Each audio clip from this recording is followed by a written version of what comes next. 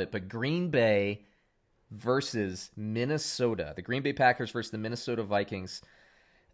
Let me hit you with the projections. I wish we got in a preseason. I want these two teams to be firing at all cylinders. As an NFL fan, I want both of these teams to be ready to go.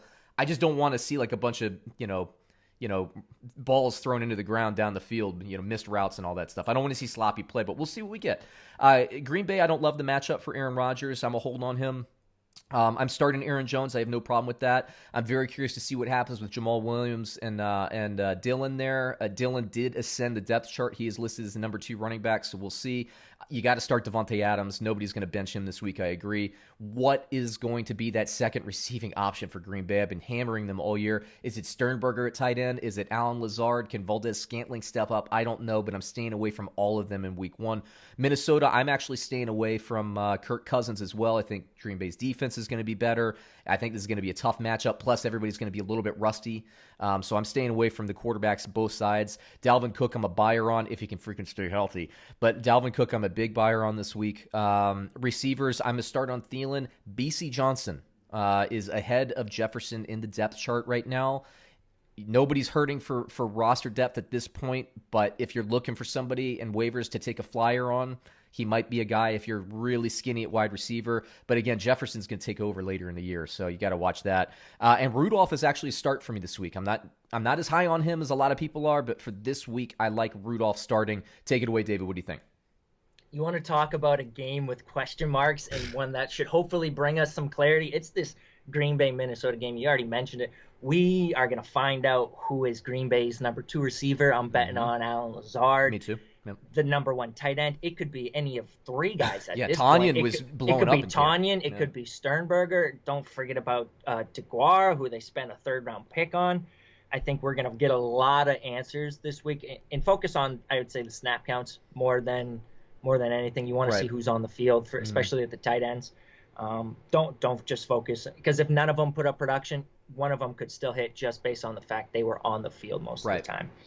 You talk about Minnesota again. How good is Justin Jefferson going to play in his first game? Is he going to be a legit flex option right away? Is BC Johnson going to be involved? And then the tight ends. What is Irv Smith's role going to be? That's what I want to know. Yeah. That's what I want to find out. And if I'm betting on a guy in DFS in this matchup, it's got to be Dalvin Cook.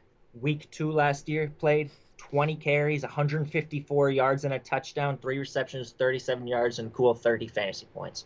So Dalvin Cook, I don't love him. I don't have him on any of my seasonal long fantasy rosters just based on the health concerns. Week 1, he's good to go. DFS, pay up for him. Yep. Yeah, actually, Dalvin Cook comes back as my number 1 projected running back this week in points. So, yeah, buyer on him. If you're going to splurge on that budget, Dalvin Cook would be the guy. Let me hit you with the over-under on this one. A lot of question marks. I love the matchup. This is another one. Dude, I got 3 TVs going. I got the Sunday ticket. I'm ready to roll. Whatever I don't watch live, I'm watching on Game Pass, which I love. But there are a lot of games. I don't know how I'm going to watch them all, David, but I'm going to. You'll see me the next week when we do this. I'm going to have bags under my eyes because I will have watched every game and reported on it and all that stuff. But let me hit you with the over-under here. Green Bay plus 2.5 according to Bovada against the Minnesota Vikings. Who do you have? I'm going to take Green Bay just because I think Aaron Rodgers is going to come out pissed off this year. I think it's going to be the Aaron Rodgers revenge tour, and I have a little more faith in that Green Bay defense taking a step forward as opposed to the Minnesota defense. They kind of have some moving pieces. Rhodes is gone. They brought in, I forget who the cornerback they brought in, but they paid somebody to come in. So I'm just not sure they're going to be tight on defense week 1. Yep. Close spread, I'll take Green Bay.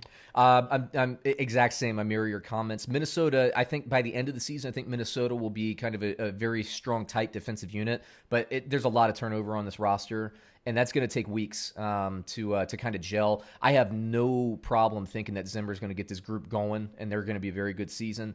To start, I'm going with continuity this year because we haven't seen a lot. Green Bay has the most continuity. They've added some pieces as well. I don't love the offensive moves, but I'm taking Green Bay for the same reason, so there you go.